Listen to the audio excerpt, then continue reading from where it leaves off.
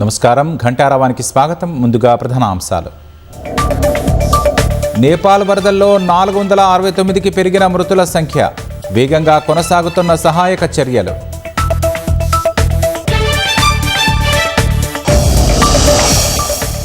Pure పరిధిలోని ఇవాళ ఇందిరమ్మ ప్లాట్ల లక్కీ డ్రా.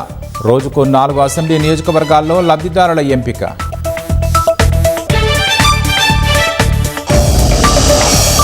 కాంగ్రెస్ 1000 రోజుల వైఫల్యాలపై వారం పాటు బీఆర్ఎస్ పోరుబాట. హామీల వైఫల్యం, అవినీతిని ఎండగట్టాలని కార్యకర్తలకు కేటీఆర్ పిలుపు. అమెరికా, కెనడాల మధ్య మరింత ముదిరిన ఉద్రిక్తతలు. లేక్ ఆంటారియో సరస్సు పేరు మార్పుపై మండిపడిన మార్క్.